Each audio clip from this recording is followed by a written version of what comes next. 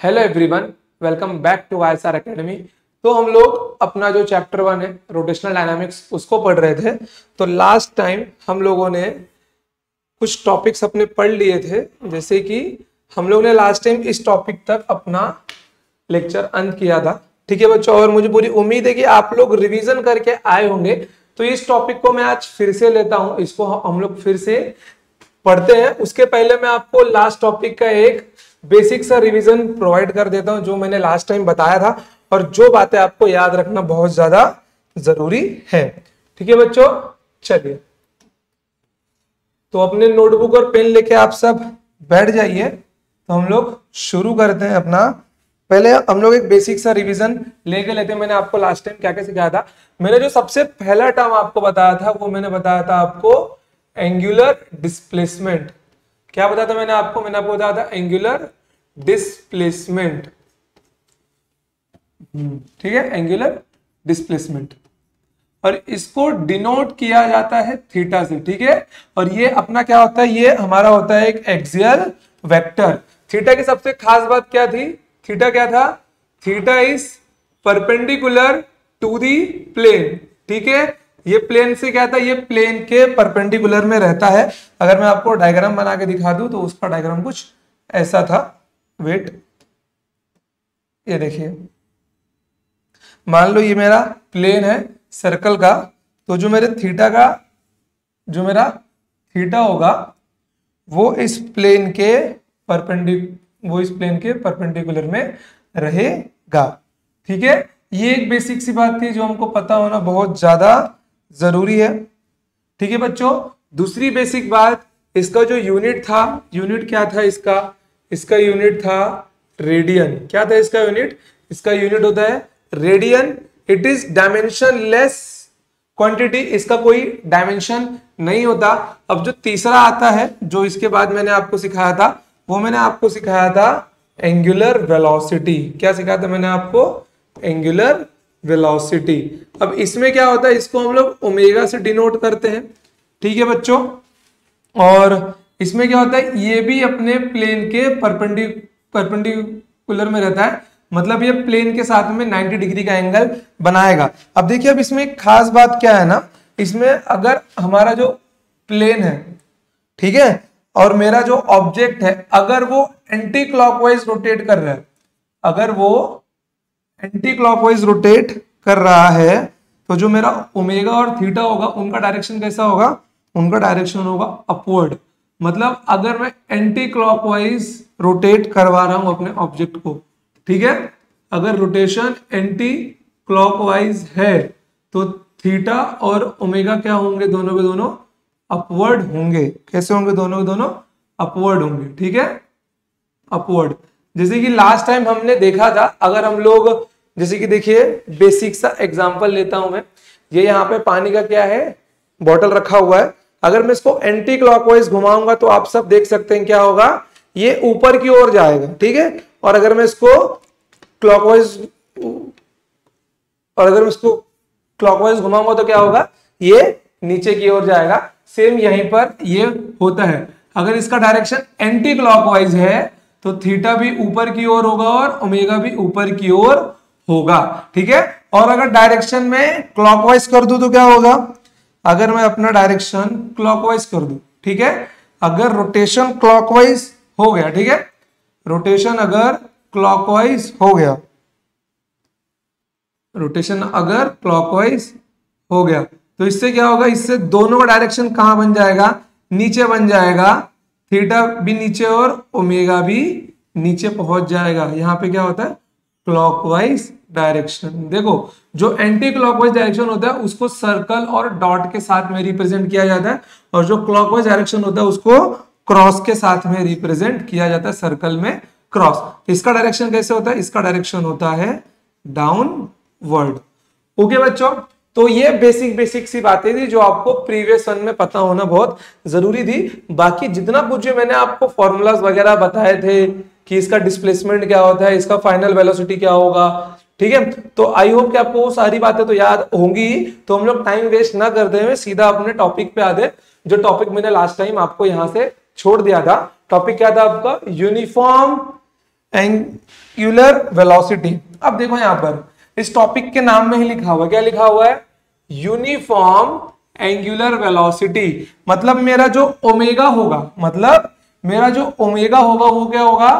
Constant होगा। मतलब वो क्या होगा? यूनिफॉर्म होगा। मतलब मैं इसको क्या बोल सकता हूं? Same angle. ठीक है, मैं इसको क्या बोल सकता हूं? Same angle travel in, same angle travel और मेक इन सेम टाइम। मतलब अगर मेरा जो ऑब्जेक्ट है वो अगर 1 सेकंड में 30 डिग्री का एंगल बना रहा है तो वो अगले 1 सेकंड में भी 30 डिग्री का एंगल बनाएगा। ठीक है, तो आओ यहां पर देखो, जैसे कि सबसे बेसिक सा एग्जांपल लेता हूं मैं। ठीक है, देखो जैसे कि यहां पर ये अभी ए पर है, t इक्वल्स टू 0 सेकेंड पर यहां पे था। अब ये t इक्वल्स टू 2 सेकेंड में यहां पर होगा, t इक्वल्स टू 1 सेकेंड में। Okay, t equals to 1 second में यहां पर होगा। मान लो इसने एंगल बनाया थीटा, फिर अगले t इक्वल्स टू 2 सेकेंड में वो यहां पे होगा, उसने एंगल बनाया थीटा, फिर वो यहां पे जाएगा। t इक्वल्स टू 3 सेकेंड में उसने फिर से एंगल बनाया थीटा, फिर t इक्वल्स टू 4 सेकेंड में उसने वापस एंगल क्या बनाया? थीटा बनाया। ऐसे सेम सेम करते हुए वो क्या करेगा? सेम एंगल बनाएगा। क्या होगा? वो हर टाइम के लिए, मतलब हर 1 सेकेंड में सेम एंगल बनाएगा। ठीक है, ये मेरा क्या होगा? ये मेरा हो जाएगा यूनिफॉर्म एंगुलर वेलोसिटी। अब देखो, अब इसमें ना मेरे दो केस बन सकते हैं। या तो क्या होगा? ये यूनिफॉर्म होगा, मतलब दो केस होंगे ना, जब मेरा ओमेगा क्या होगा? यूनिफॉर्म होगा। और एक दूसरा केस जो इसमें नहीं आएगा, लेकिन हम लोग लेंगे, जो मेरा होगा अगर ओमेगा मेरा नॉन यूनिफॉर्म हुआ तो क्या होगा। तो आइए उसको लेके देखते हैं हम लोग। देखिए, सबसे पहला केस लेते हैं जिसमें ओमेगा मेरा क्या होगा? यूनिफॉर्म होगा। ठीक है, जिसमें मेरा ओमेगा क्या होगा? यूनिफॉर्म होगा। तो यहां पे लिख लेना, वेयर ओमेगा इज यूनिफॉर्म। देखो, ए पे था, बी पे जाएगा सेम एंगल थीटा बनाएगा, सी पे जाएगा उतने ही टाइम में सेम एंगल थीटा बनाएगा, फिर डी पे जाएगा फिर से सेम टाइम में 1-1 सेकंड के गैप पे थीटा बनाएगा, फिर यहां पर फिर से जाएगा ई पर थीटा बनाएगा, एफ पर जाएगा फिर से थीटा बनाएगा, जी पर जाएगा थीटा बनाएगा, एच पर जाएगा थीटा बनाएगा और वापस यहां पर थीटा बनाएगा। ये तो मेरा होगा यूनिफॉर्म वाला केस। अब अगर मेरा ओमेगा क्या होगा? नॉन यूनिफॉर्म होगा। अब अगर ओमेगा मेरा क्या होगा? नॉन यूनिफॉर्म होगा तो सिचुएशन कैसा बनेगा? सिचुएशन थोड़ा सा घूम जाएगा, बस ज्यादा कुछ भी नहीं होगा। देखो,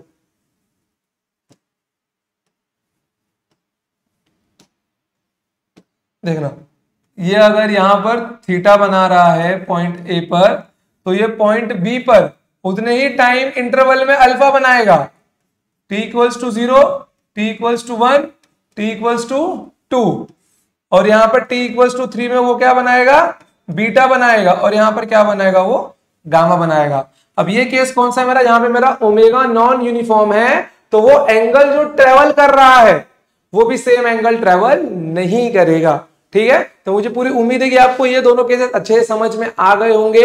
ठीक है बच्चों, चलते हैं आगे। अब देखिए, आप लोग में से ना बहुत सारे बच्चे कोशिश कर रहे होंगे कि ये चीजें टेक्स्ट बुक में कहां है। देखो, जो टेक्स्ट बुक में सब कुछ आपको नहीं मिल सकता। अगर आप लोग एंट्रेंस लेवल की तैयारी कर रहे हो तो आपको थोड़ी सी चीजें बाहर से पढ़नी ही पड़ती है। ये वही सब चीजें हैं जहां पे आपको एक एक चीज समझना पड़ेगा। ठीक है बच्चों, चलिए, तो अपना अगला टॉपिक क्या है? अपना अगला टॉपिक है एक्सलरेशन। कौन सा? Angular acceleration. चलिए देखते हैं अब। ठीक है, अब इसके भी दो टाइप है। पहला है एवरेज एंगुलर एक्सलरेशन और दूसरा है इंस्टेंटेनियस एंगुलर एक्सलरेशन। देखिए, एवरेज वाले में क्या होता है? हमारा जो एक्सलरेशन नहीं होता, जो हम लोग नॉर्मल बोलते हैं, वो एवरेज ही होता है, जिसका स्टेटमेंट क्या होता है? Change in velocity with respect to time. Change मतलब क्या होता है? Final velocity minus initial velocity. Same यहां पे होगा। मेरे को अगर एवरेज एक्सलरेशन लिखना है तो, और इसको अल्फा से डिनोट किया जाता है। ये भी क्या होता है? एक्सियल वेक्टर होता है। ठीक है, तो यहां पे क्या मिल जाएगा मेरे को? Average angular acceleration. ये क्या होता है? टोटल चेंज इन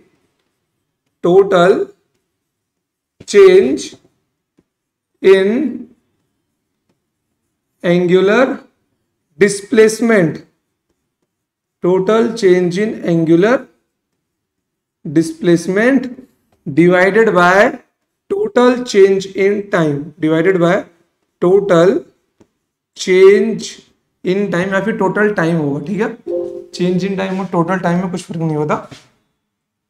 ठीक है, total time, total time.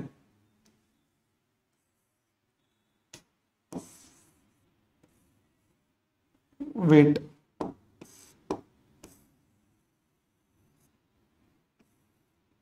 Total time. अब देखो, total change in angular displacement मेरा क्या होगा? Omega final minus omega initial divided by total time. ठीक है, टोटल टाइम। अब ध्यान देना आप लोग कि मैंने आपको कल एवरेज निकालने का एक चीज और बताया था ओमेगा वाले में। क्या था वो? अगर आपको एवरेज निकालना है, कुछ नहीं करना है। जैसे आपको अगर अल्फा एवरेज निकालना है, जैसे कि आपको अगर इसका एवरेज निकालना तो कुछ नहीं करना, अल्फा इंस्टेंटेनियस को जो वहां पे अभी मिलेगा उसका dt के साथ में इंटीग्रेशन करके divided by integration of dt कर दो, ये आपको मिल जाएगा अल्फा एवरेज। ठीक है, यही मेरा क्या है? अल्फा एवरेज है। ओके बच्चों, चलिए अब आते हैं इंस्टेंटेनियस एंगुलर एक्सेलरेशन मेरा क्या होता है।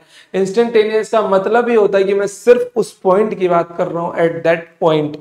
ठीक है, तो यहां पे सेम पिछले वाले का जैसा यहां पे क्या मिल जाएगा? Alpha instantaneous equals to d omega by d t, d omega by d t. क्या क्या मिल जाएगा मुझको यहां पर? D omega by d t. कोई दिक्कत है यहां पर? और इस वाले में सेम वही अल्फा इंस्टेंटेनियस आके बैठता है। ठीक है, और अगर मैं इसके यूनिट की बात करता हूं तो इसका यूनिट क्या मिल जाएगा मुझे? रेडियन पर सेकेंड स्क्वायर। ओके, देखिए ना, जैसे कि मैं अगर ओमेगा की जगह पे क्या लिख सकता हूं, मैं यहां पे डी बाय डी टी लिख सकता हूं, और ओमेगा के प्लेस पे लिख सकता हूं D theta by d T.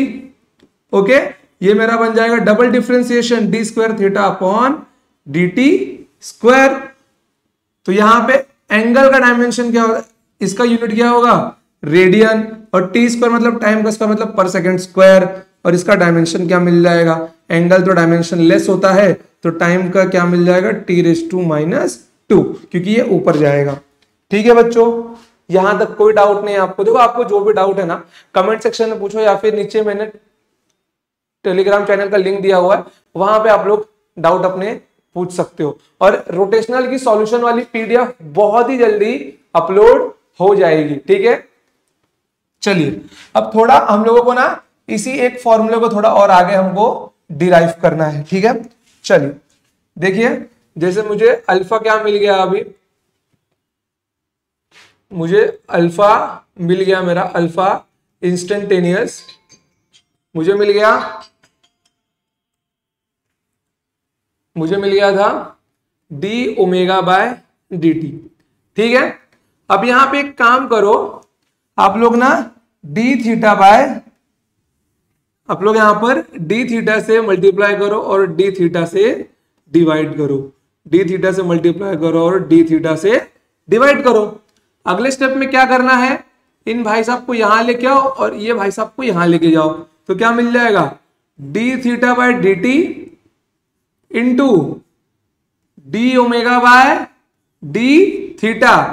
तो d theta by d t मेरा क्या होता है? Omega into d omega by d theta. ये मुझे क्या मिल गया? अल्फा का एक और फॉर्मूला मिल गया। ठीक है बच्चों, कोई दिक्कत आपको? कोई दिक्कत नहीं है। तो देखो, अल्फा के मुझे अभी यहां पर 3 फॉर्मूला मिले। सबसे पहला वाला क्या था मेरा? सबसे पहला वाला मेरा क्या था? Alpha equals to d omega, alpha instantaneous d omega by d t equals to d square theta upon d t square equals to omega into d omega by d theta. अब देखो मैं आपको ना कमाल की बात बताता हूं, अगर मोशन इन स्ट्रेट लाइन में आप लोग देखने जाओगे ना, एक्सलरेशन में सेम फॉर्मूला है, कुछ डिफरेंट नहीं है। एक्सलरेशन का फॉर्मूला क्या है वहां पर देखो, एक्सलरेशन के टर्म्स में है a equals to dv by d t, ठीक है, equals to d square x upon d t square equals to v into d v by d x. देखो ये तीन फॉर्मूला है डिफरेंशिएशन वाले एक्सलरेशन में, सेम। यहां पे सिर्फ फर्क क्या हुआ मालूम है, सिर्फ एंगल का, बस। बाकी सारी की सारी चीजें हम लोग कंपैरिजन के थ्रू पढ़ सकते हैं, जहां पे आपको कोई भी तकलीफ नहीं होने वाली है। अब आइए थोड़ा हम लोग बात कर लेते हैं इसके डायरेक्शन के ऊपर, ठीक है। देखिए ये जो होता है ना, ये भी अपने प्लेन के परपेंडिकुलर होता है। ये भी क्या होता है, ये भी अपने प्लेन के क्या होता है, परपेंडिकुलर होता है। मतलब यहाँ पे थीटा भी होता है, ओमेगा भी होता है और अल्फा भी होता है। अब देखो सीधी सीधी कॉमन सी चीज है, जो मैं आपको अगर लीनियर वाले से कंपेयर करके बताऊं तो आपको याद करने में ज्यादा मुश्किल नहीं होगी। जहां पे मेरा डिस्प्लेसमेंट होगा, ठीक है, जहां पर मेरा डिस्प्लेसमेंट होगा उसी के डायरेक्शन में तो मेरी वेलोसिटी भी होगी। क्या होगा, उसी के डायरेक्शन में तो मेरी वेलोसिटी भी होगी। ऐसा तो नहीं होगा ना कि मेरा डिस्प्लेसमेंट यहां है लेकिन मैं यहां भाग रहा हूं। जहां पे मेरा डिस्प्लेसमेंट होगा वहीं पे मेरा क्या होगा, वेलोसिटी भी होगा। फिर उसके बाद में जहां पर वेलोसिटी होगा, अगर मैं उसी डायरेक्शन में एक्सटर्नल फोर्स लगाऊं तो उसी डायरेक्शन मेरा एक्सलरेशन जनरेट होगा। तो अगर मुझे वेलोसिटी बढ़ानी है तो उसी डायरेक्शन में क्या लगाऊंगा, एक्सटर्नल फोर्स लगाऊंगा, तो उसी डायरेक्शन में क्या आएगा, एक्सलरेशन आएगा। अब यहां पे जो अल्फा है ये इनके अपोजिट में भी जा सकता है, लेकिन थीटा और ओमेगा साथ में रहते हैं। इतना समझ गए आप लोग, कोई दिक्कत आपको, कोई परेशानी नहीं। तो एक बेसिक सी चीज आप लोग तीनों ध्यान में रखना कि ये तीनों मेरे क्या है, ये तीनों के तीनों मेरे एक्सियल वेक्टर हैं, और तीनों क्या होते हैं, परपेंडिकुलर टू दी प्लेन। ठीक है बच्चों, कोई दिक्कत, कोई परेशानी नहीं। चलो ठीक है, अब बढ़ते हम लोग आगे। आई होप कि आपका ये टॉपिक अच्छे से क्लियर हो गया होगा कि मेरा अल्फा रियल में है क्या। अल्फा का रियल में काम क्या होता है, ओमेगा को चेंज करना। ठीक है, जैसे कि ओमेगा का काम होता है थीटा को चेंज करना, ठीक है, वैसे ही अल्फा का काम है ओमेगा को चेंज करना। चलिए अब बढ़ते हैं आगे। Relation between linear speed and angular speed, इसका प्रूफ आपने अपने क्लास 11th में मोशन इन प्लेन के टॉपिक में देखा होगा, लेकिन वहां पे प्रूफ थोड़ा डिफरेंट था। मैं यहाँ पे सिंपल प्रूफ करने वाला हूं, जो आपको इतना प्रेशर पे नहीं लेना है। आपको प्रूफ याद रखना है तो रखना, नहीं तो केवल नोट्स में लिख के रखो।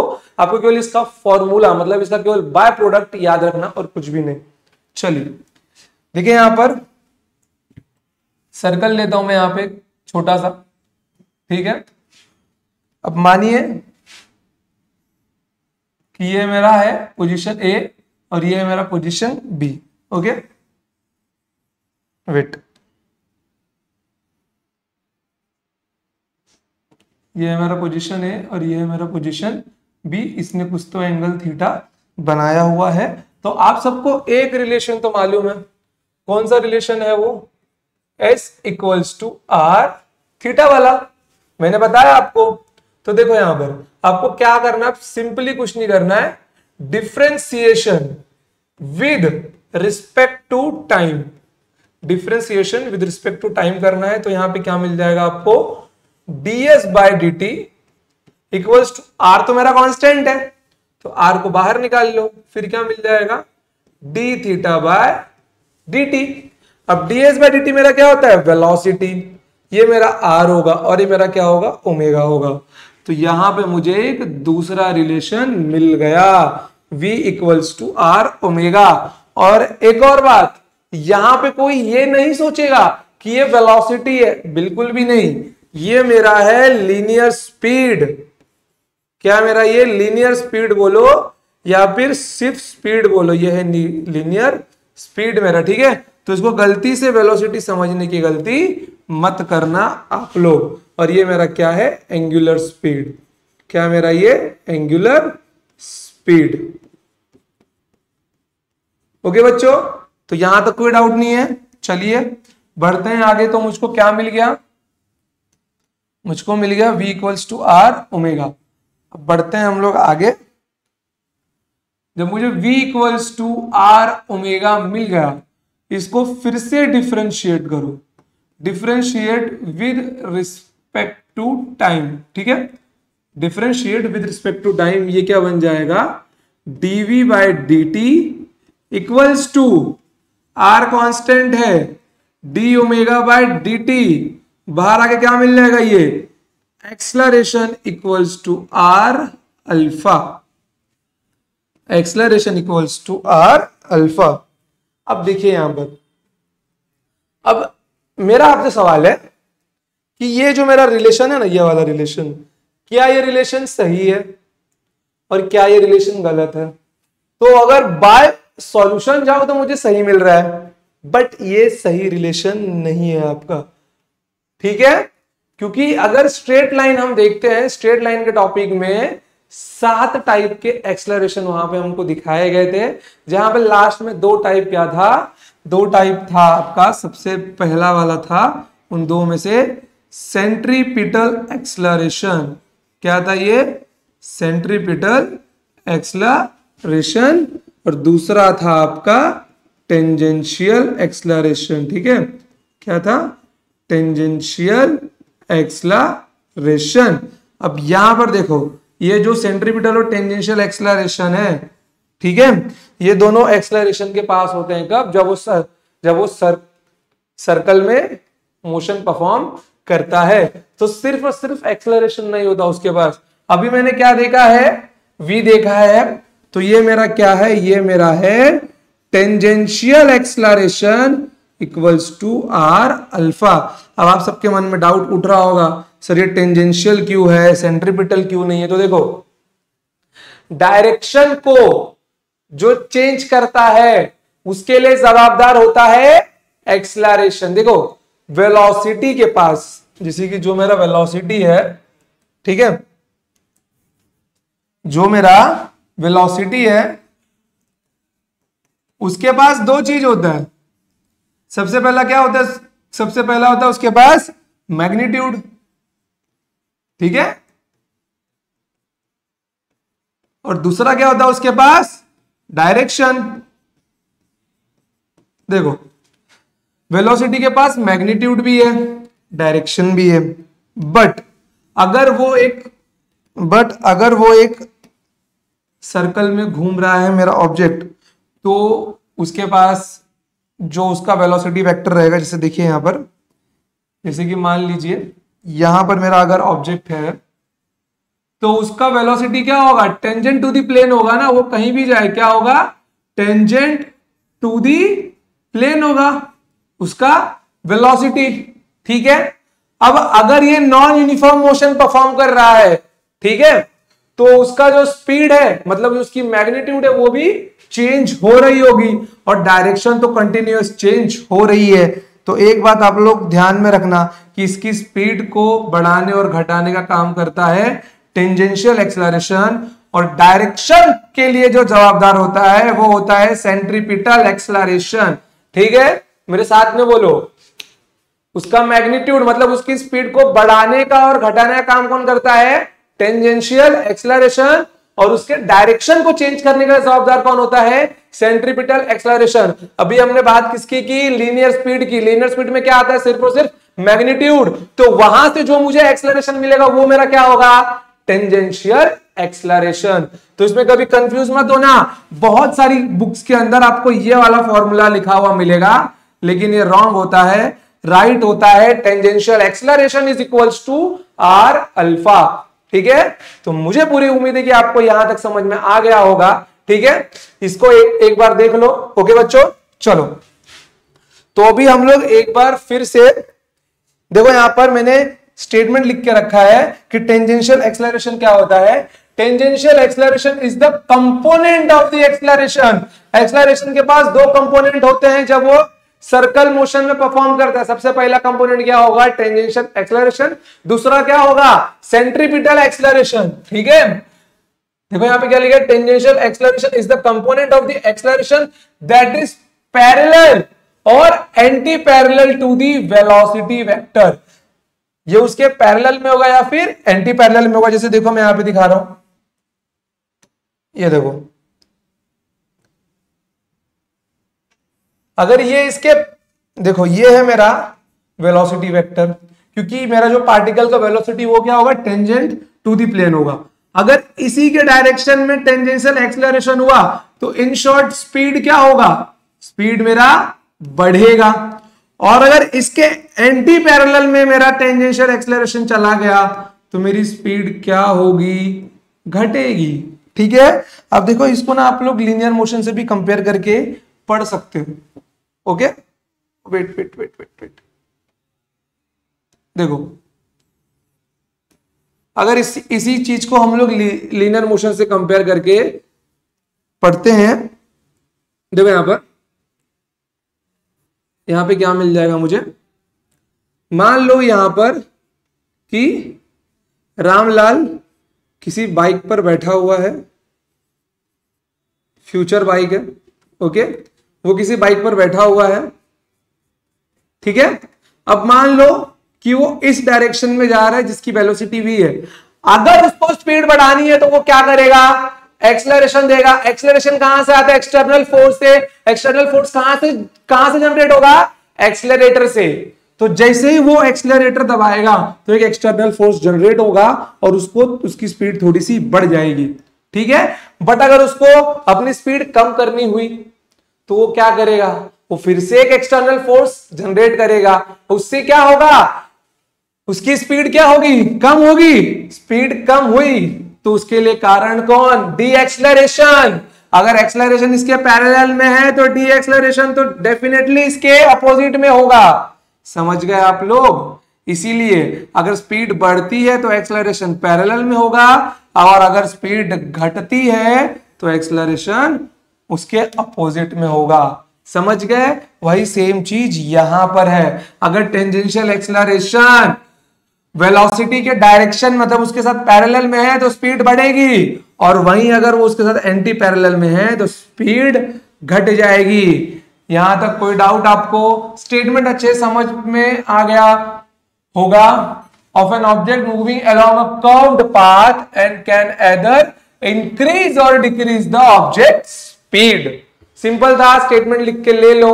ओके, चलिए अब बढ़ते हैं हम लोग आगे। चलो यहां पे आपसे एक सवाल पूछता हूं मैं। सवाल क्या है, object is moving on circular path, find the acceleration. अब सवाल में कोई डेटा नहीं है, यही क्वेश्चन है आपका कि अगर ऑब्जेक्ट एक सर्कल के पाथ पर मूव कर रहा है तो बताओ एक्सेलरेशन क्या होगा। ठीक है, बताओ एक्सेलरेशन क्या होगा। ठीक है, मान लो मेरा सर्कल यहां पर है, ओके, और ये मूव कर रहा है कहां पर, एक सर्कुलर पाथ पर मूव कर रहा है। चलिए, जब ये सर्कुलर पाथ पर मूव कर रहा होगा, ठीक है, तो ये एक्सेलरेशन कौन सा होगा इसके पास। अब किसी के मन में आएगा टेंजेंशियल होगा, किसी के मन में आएगा एंगल वाला होगा, मतलब अल्फा होगा, फिर कोई बोलेगा सेंट्रीपिटल होगा, फिर कोई बोलेगा नॉर्मल एक्सेलरेशन होगा इसके पास। तो देखो इसके पास क्या होगा मालूम है, ओनली एक्सेलरेशन। क्या होगा इसके पास, ओनली एक्सेलरेशन। क्योंकि जो मेरा ओनली एक्सेलरेशन है ना, वो क्या करता है, उसके पास सेंट्रीपिटल एक्सेलरेशन भी होता है और उसके पास टेंजेंशियल एक्सेलरेशन भी होता है। देखो सेंट्रीपिटल के बारे में हम लोग आगे बात करेंगे जब मैं आपको यूसीएम सिखाऊंगा। सबसे पहले इतना ध्यान में रख लो, ये आपका होता है वेलोसिटी वेक्टर, जिसके डायरेक्शन में क्या होता है आपका टेंजेंशियल एक्सेलरेशन, मतलब इसके पैरेलल में रहता है। ठीक है, और इसके डायरेक्शन में क्या होता है आपका सेंट्रीपिटल एक्सेलरेशन होता है। तो इसका जो नेट वेक्टर बनता है, मतलब इसका नेट एक्सेलरेशन होता है वो इस डायरेक्शन में होता है। और वही अगर ये एंटी पैरेलल हो जाता है टेंजेंशियल, तो इसका नेट एक्सेलरेशन इस डायरेक्शन में बनता है। तो आपको यहाँ पे नेट एक्सेलरेशन निकालना पड़ेगा, क्योंकि यहाँ पे मेरा जो ऑब्जेक्ट है उसके पास वेलोसिटी भी है और उसके पास मैग्नीट्यूड भी है जो शायद चेंज भी होगा, और इसके पास का डायरेक्शन भी चेंज हो रहा है, जिसके लिए जिम्मेदार कौन है, सेंट्रीपिटल एक्सेलरेशन। तो इसका मैग्नीट्यूड भी चेंज हो रहा है एटी की वजह से और डायरेक्शन चेंज हो रहा है एसी की वजह से। तो हम दोनों को इन दोनों का नेट कंपोनेंट निकालना पड़ेगा वेक्टर ए। इसका मैग्नीट्यूड कैसे मिल जाएगा मेरे को, vector a equals to root of a c square plus a t square. आपने वेक्टर्स में तो ये पढ़ा ही होगा 11 का सेकंड टॉपिक। ठीक है बच्चों, कोई दिक्कत नहीं है। चलिए अब देखो, हमारा यूसीएम स्टार्ट करने के पहले हमने एक्सेलरेशन के बारे में थोड़ी बहुत बातें की हैं, तो मैं आपको एक बार वो सारी की सारी बातें फिर से बता देता हूं। हमने अब तक क्या क्या देखा, एक्सेलरेशन के बारे में देखा, फिर टेंजेंशियल एक्सेलरेशन के बारे में देखा, फिर हमने सेंट्रीपिटल एक्सेलरेशन के बारे में देखा, और उससे भी पहले हमने अल्फा के बारे में देखा। ठीक है, सेंट्रीपिटल एक्सेलरेशन, सॉरी एक्सेलरेशन, मेरा जो नॉर्मल एक्सेलरेशन था वो तो हम सबको मालूम है कि ये मेरा क्या एक्सेलरेशन है, combination of AC and eighty. Eighty मेरा क्या होता है, एटी इज दी, एक और फॉर्मूला लिख रहा हूं, rate of change of magnitude of velocity. मतलब जो मेरा वेलोसिटी, मतलब जो मेरा स्पीड है, उसका मैग्नीट्यूड चेंज करने का काम कौन कर रहा है, एटी कर रहा है। इसलिए rate of change of, okay, rate of change of magnitude of velocity with respect to time. A c के बारे में मैं आपको यूसीएम में बताऊंगा, कोई दिक्कत नहीं है। अल्फा मेरा क्या होता है, alpha equals to d omega by d t. और यहां पे इसका एक बेसिक फॉर्मूला लिख लो, क्या हुआ आपका, डीवी बाई डी टी। एक और देखा हमने जो नेट एक्सेलरेशन का फॉर्मूला था, एसी प्लस एटी। ठीक है, ये नॉट लग रहा है मे बी, एसी। ठीक है बच्चों, बढ़िया एकदम, कोई डाउट नहीं आपको। चलिए तो यूसीएम हम लोग पढ़ना स्टार्ट करते हैं। ठीक है, यूसीएम में हम लोग एकदम अच्छे से यूसीएम को पढ़ेंगे। आपके टेक्स्ट बुक में ना बहुत छोटा सा पैराग्राफ दिया यूसीएम के बारे में, but UCM in depth in detail बहुत बड़ा है, बट आपको उतना ही पढ़ना है जो आपके सीटी लेवल तक के लिए आपके काम का हो, ज्यादा डीप में भी नहीं पढ़ना आपको। ठीक है बच्चों, क्योंकि आपको सीटी देना है, पढ़ो उतना जितना हमारे काम का हो। सीटी के लिए एकदम डेडिकेटेड हो, बोर्ड्स के एकदम फाड़ना चाहते हो, तो हर एक चीजों को समझना बहुत ज्यादा ही जरूरी है। ठीक है, क्योंकि आपके सीटी का लेवल यहां पर है, तो आपको तैयारी यहां की रखनी होगी। देखो पेपर में क्या होता है मालूम है आपको, पेपर में ना जब बच्चा एकदम, जैसे मान लो उसने सीटी के लिए पूरा पढ़ के रखा है, वो यहां तक तैयारी करके गया, ठीक है, वो यहां तक तैयारी करके जाता है। अब जब पेपर में जाता है तो उसने बोला यार मैंने तो सब कुछ पढ़ के रखा है, एकदम यहां तक सीटी में के लेवल में जो होता है मैंने सब पढ़ के रखा है, बट पेपर के प्रेशर में क्या होता है, पेपर के प्रेशर में क्या होता है मालूम है, वो लेवल थोड़ा गिर जाता है। इसीलिए आपको सीटी के लेवल से ऊपर की तैयारी करके जानी है, क्योंकि अगर पेपर का प्रेशर हुआ और अगर गिरते भी हो, थोड़ा नीचे से डाउन भी आते हो, तो सीटी के लेवल तक आखिर ही गिरोगे, तो उसमें आपको नुकसान नहीं है। तो ये आपको सीटी के लेवल से थोड़ा सा ऊपर से आपको यहाँ पे कंटेंट मिल रहा है, तो आपको दिल लगाकर पढ़ना है। चलिए अब देखिए यहां पर टॉपिक का नाम क्या है, यूनिफॉर्म सर्कुलर मोशन। क्या नाम है, यूनिफॉर्म सर्कुलर मोशन। इसमें क्या होता है, an object move in a circular path with uniform speed, that is known as uniform circular motion. किताब के हिसाब से यही सिंपल सा डेफिनेशन है, बट अगर हम लोग इसको थोड़ा और डेप्थ में पढ़ते हैं ना, तो आपको बहुत सारी जानकारी देखने को मिलेगी। देखना आप लोग मेरे साथ में, इसे देखो यहां पर, वेट थोड़ा सा इसको ना साइड में किया देता हूं मैं।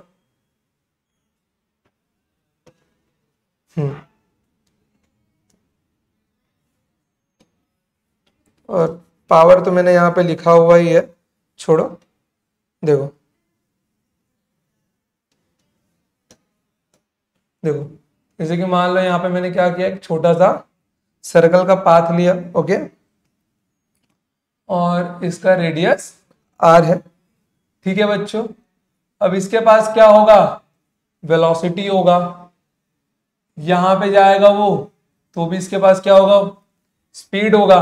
तो इसका जो एंगुलर स्पीड होगा ना, मतलब एंगल फॉर्म करने का स्पीड, वो कांस्टेंट होगा, ठीक है। उसका एंगल फॉर्म करने का स्पीड क्या होगा, वो कांस्टेंट होगा, मतलब उसकी स्पीड भी क्या होगी, कांस्टेंट होगी, अगर वो कांस्टेंट रेट से एंगल फॉर्म कर रहा है तो। यहां तक कोई डाउट नहीं किसी को कि उसकी स्पीड कांस्टेंट की होगी। अगर वो कांस्टेंट रेट से एंगल फॉर्म कर रहा है तो उसकी स्पीड भी क्या होगी, कांस्टेंट ही होगी। ओके बच्चों, तो यहां पे 2-3 टर्म है।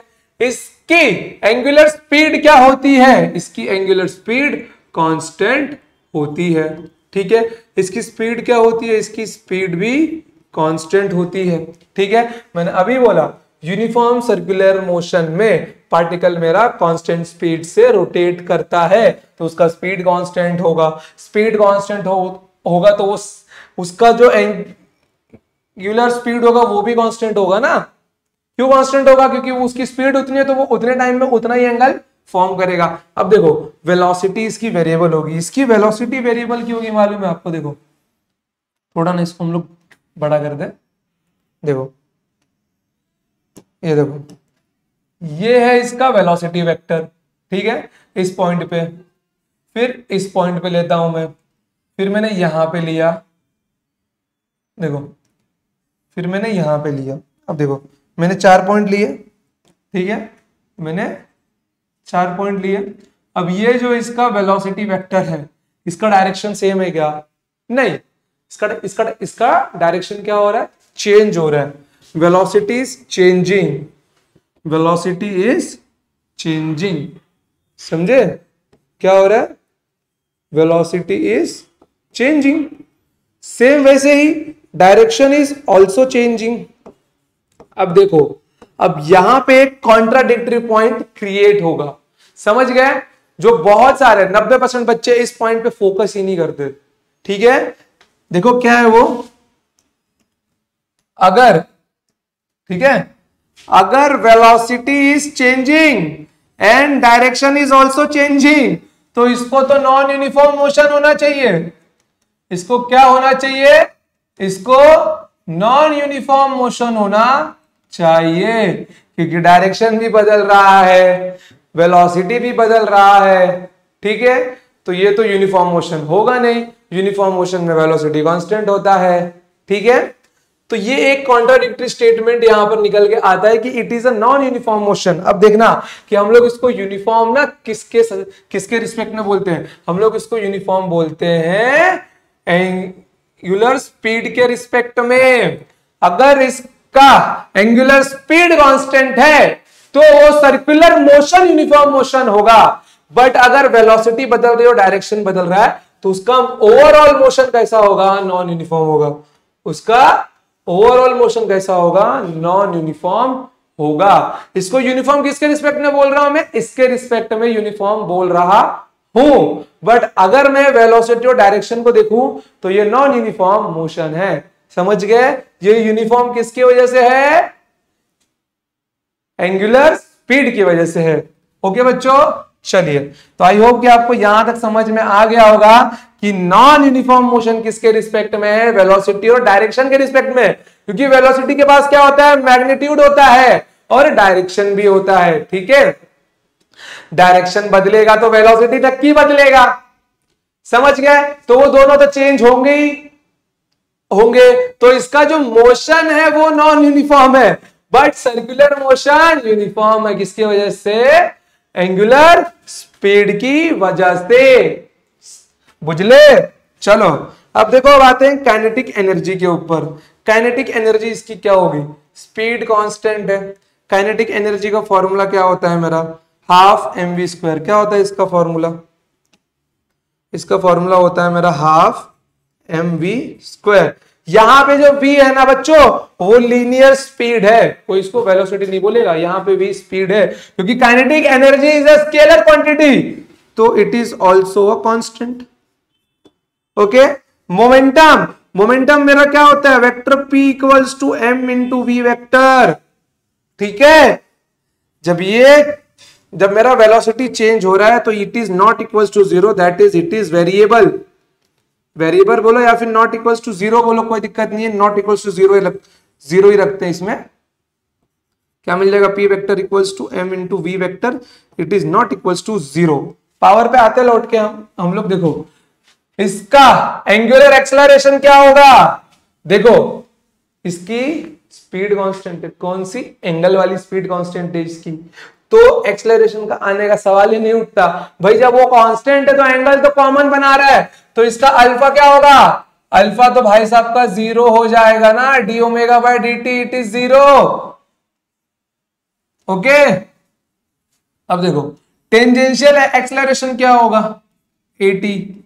टेंजेंशियल एक्सेलरेशन भी इसका जीरो होगा, क्योंकि एटी का फॉर्मूला क्या होता है, आर अल्फा, अल्फा जीरो, तो ये का ये करेगा क्या, इसको भी जीरो होना पड़ेगा। Acceleration is not equal to zero, tangential acceleration is zero but acceleration is not equal to zero. क्यों, क्योंकि एक्सेलरेशन के पास दो बेटे हैं, एक सेंट्रीपिटल है और एक टेंजेंशियल है। अगर टेंजेंशियल धोखा देके जाएगा तो सेंट्रीपिटल एक्सेलरेशन तो बैठा रहेगा, which is not equal to zero. ठीक है, तो सेंट्रीपिटल एक्सेलरेशन क्या होगा इसका, वो हम लोग आगे देखेंगे, बट अभी ध्यान में रखो it is not equals to zero.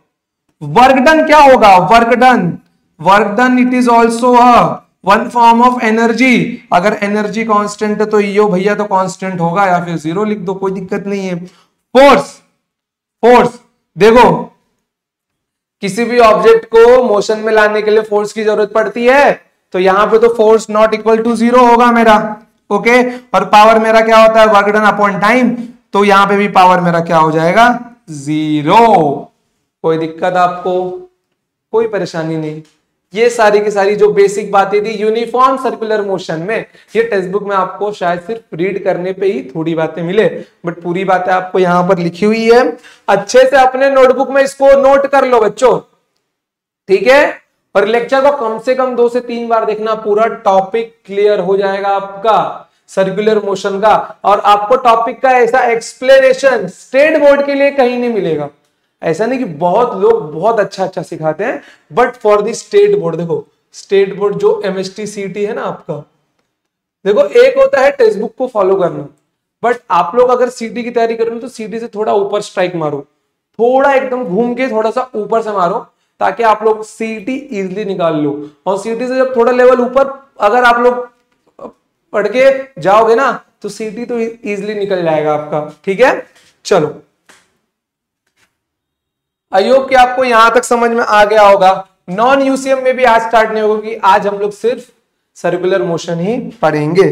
चलिए देखिए यहां पर, अब आते हैं थोड़े से हम लोग प्रूफ के ऊपर, क्योंकि आपको अब समझना है सेंट्रीपिटल एक्सेलरेशन क्या होता है। देखो ये देखो, ठीक है,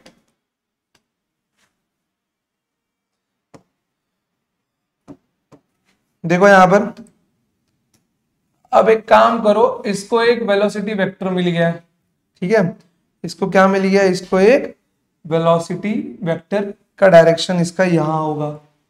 ठीक है, वेलोसिटी वेक्टर का डायरेक्शन यहां होगा।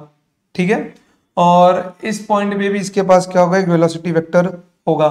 तो थोड़ा सा हम इसको कॉपी कर लेते हैं।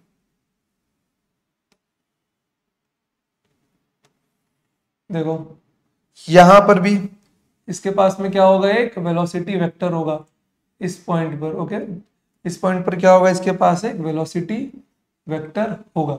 ठीक है, थोड़ा सा काम करता हूं, पूरा फिगर नीचे उतार लो जरा, क्योंकि थोड़ा डायग्राम ऊपर बन गया है। कोई दिक्कत नहीं है। चलो, इसके पास भी क्या है, वेलोसिटी वेक्टर है। अब इसके बीच में एंगल कितना बन रहा होगा, थीटा बन रहा होगा। ये मेरा क्या है, रेडियस वेक्टर है। ठीक है, मैं अगर नाम देना चाहूं तो मैं नाम क्या दे सकता हूं, मैं इसको दे सकता हूं आर इनिशियल, और इन महाशय को बोल सकता हूं आर फाइनल। ठीक है, इसको क्या बोल सकता हूं, मैं इसको बोल सकता हूं r final equals to r, क्योंकि दोनों का मैग्नीट्यूड सेम है। ठीक है, अब ध्यान देना आप लोग, मोस्ट इंपॉर्टेंट बात मैं यहां से आपसे शेयर करने जा रहा हूं। देखना, अगर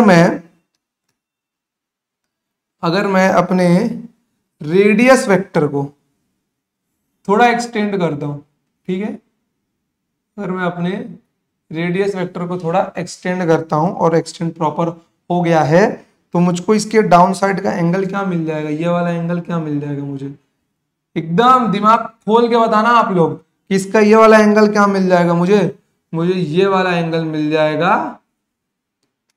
ठीक है, देखो अगर मैं पूरा इसका परपेंडिकुलर इंक्रीज कर देता हूं, देखो, ठीक है, तो आप सबको पता है कि ये 90 डिग्री है, तो ये एंगल कितना होगा, 90 माइनस थीटा होगा। ठीक है, ये एंगल कितना होगा, 90 माइनस थीटा होगा। अब एक काम करो, ये जो आपका वेलोसिटी वेक्टर है, ठीक है, इसको पैरेलली शिफ्ट करो, इस वेलोसिटी वेक्टर को पैरेलली शिफ्ट करो। अब आपको दिखाई दे रहा है यहां पर ये एक लाइन, थोड़ा इसको लाइन पे लाते हैं हम लोग,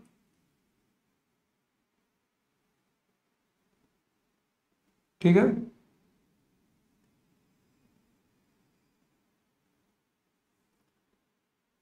आ गया लाइन पे, देखो अब ये क्या बना रहा है, वर्टिकली अपोजिट एंगल, ये 90 माइनस थीटा, तो ये भी कितना होगा, 90 माइनस थीटा होगा। जब ये 90 माइनस थीटा है तो ये कितना होगा, थीटा होगा, क्योंकि रेडियस वेक्टर और वेलोसिटी वेक्टर आपस में कैसे होते हैं, परपेंडिकुलर होते हैं। समझ गए, कोई परेशानी नहीं है, तो ये मेरा थीटा होगा। अब जाहिर सी बात है ना, तो देखो यहां पर टॉपिक क्या था अपना, यूनिफॉर्म सर्कुलर मोशन, टॉपिक का नाम लिख लो, uniform circular motion means UCM.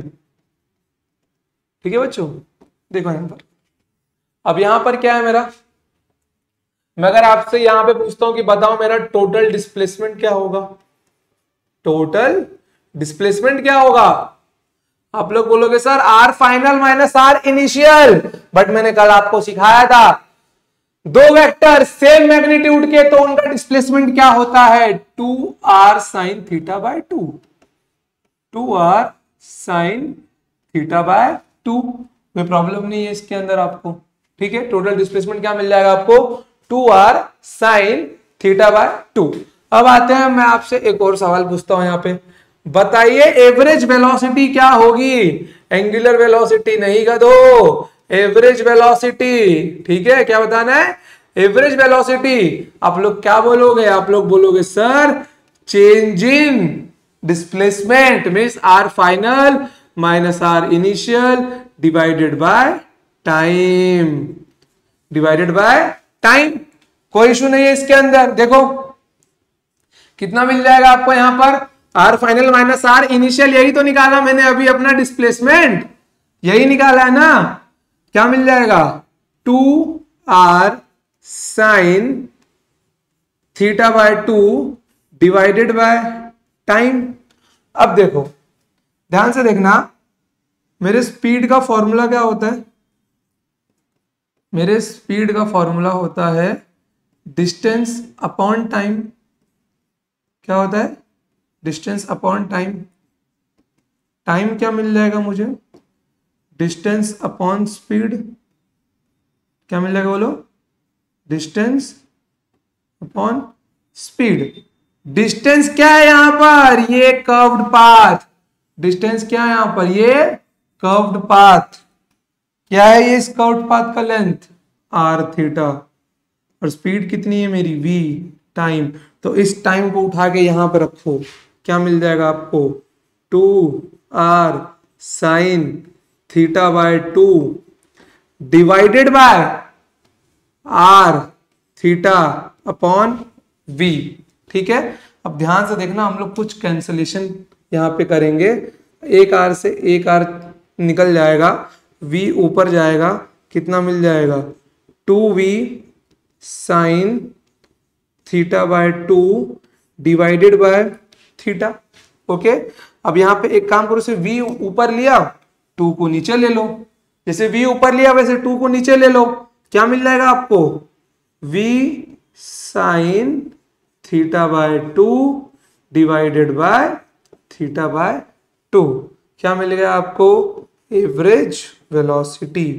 क्या मिल गई आपको, एवरेज वेलोसिटी। अब ध्यान से देखना मैं यहां पे क्या लिख रहा हूं,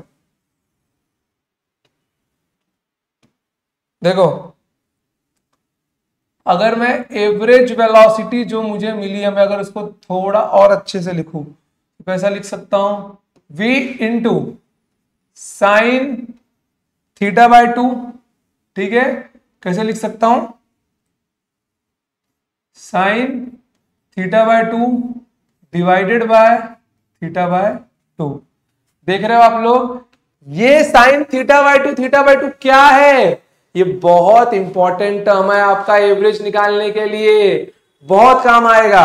मैंने आपको लास्ट टाइम बोला था इसको याद में रखना, आगे बहुत जगह काम आएगा ये, ठीक है।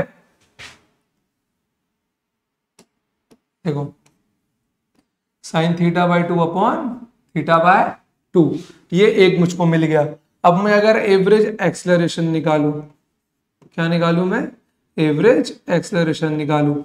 एवरेज एक्सेलरेशन मेरा क्या होता है, change in velocity v final minus v initial upon time.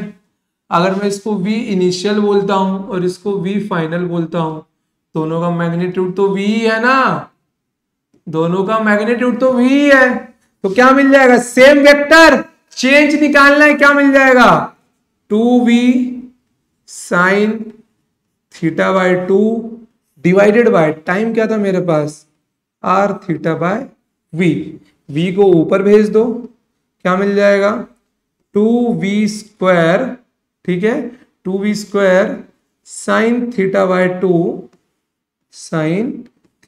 2 divided by r theta. अब v स्क्वायर बाय r को साइड में ले लो और इस 2 को थीटा के नीचे भेज दो, क्या मिल गया, v square by r into sine theta by 2 divided by theta by 2। क्या मिल गया मेरे को यहां पे, एवरेज एक्सेलरेशन का एक और फॉर्मूला। बढ़िया, एकदम चौचक, कोई दिक्कत नहीं है। देख रहे हो बच्चों क्या भौकाल है यहाँ पर, एकदम मस्त वाला फॉर्मूला मिल गया आपको। देख रहे हो इस टर्म में भी क्या आ गया, sign theta by 2 upon theta by 2। समझे, कोई दिक्कत, आई होप कि आपको इस पूरे डेरिवेशन में कोई प्रॉब्लम नहीं लगा होगा।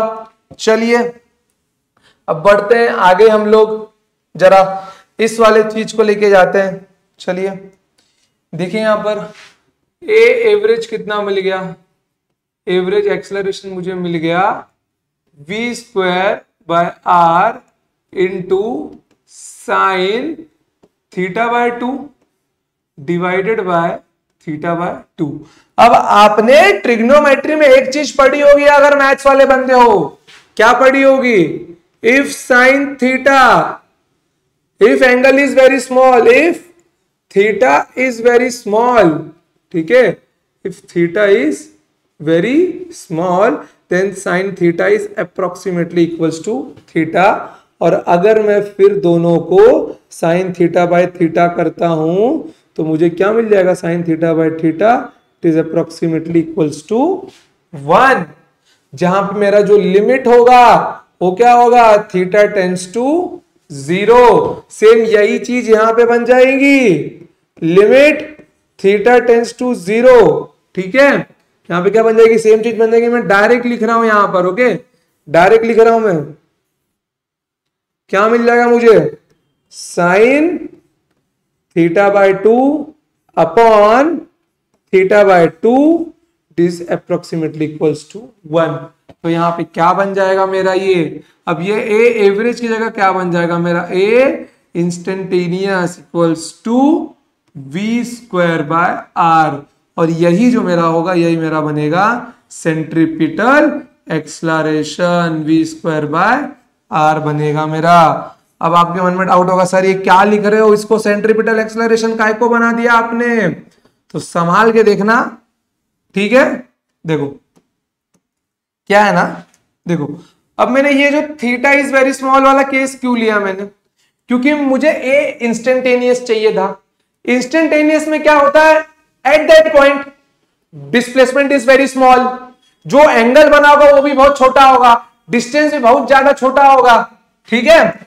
तो वहां पे मेरा जो थीटा होगा, जो मेरा थीटा होगा वो भी तो छोटा है। अगर एंगल छोटा है तो थीटा इज वेरी स्मॉल। जब थीटा इज वेरी स्मॉल तो ये एक केस तो मुझे पता है ना, sine theta is approximately equals to theta, sine theta is approximately equals to theta, तो sine theta upon theta it is approximately equals to 1।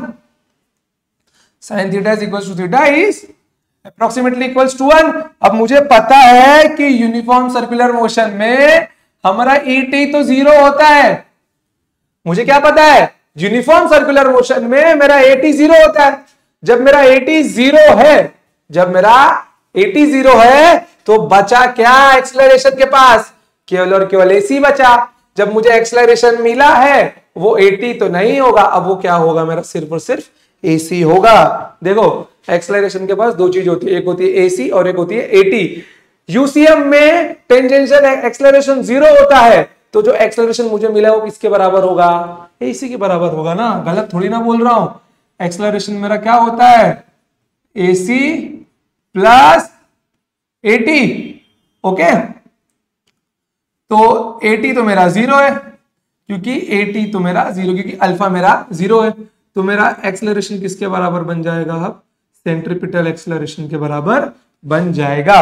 कोई दिक्कत इसके अंदर, कोई दिक्कत नहीं है, कोई प्रॉब्लम नहीं है। आई होप कि आपको सब कुछ अच्छे से समझा होगा। ओके बच्चों, चलिए तो आज का लेक्चर जो अपना है ना, यहीं तक स्टॉप करते हैं। नेक्स्ट टॉपिक है अपना नॉन यूनिफॉर्म सर्कुलर मोशन वाला, ठीक है बच्चों। जो नॉन यूसीएम का टॉपिक है ये हम लोग नेक्स्ट टाइम लेंगे, और इसके बाद सीधा आपका क्या स्टार्ट होगा, डायनामिक्स ऑफ सर्कुलर मोशन। वो इससे ज्यादा इंटरेस्टिंग पार्ट है, बट अगर आपको एक बार काइनेमेटिक्स समझ गया, डायनामिक्स आपको फटाक से समझ जाएगा। ठीक है बच्चों, तो आज के लिए इतना ही, मिलते हैं next time. Till then tata bye, जय हिंद, जय भारत, लव यू ऑल।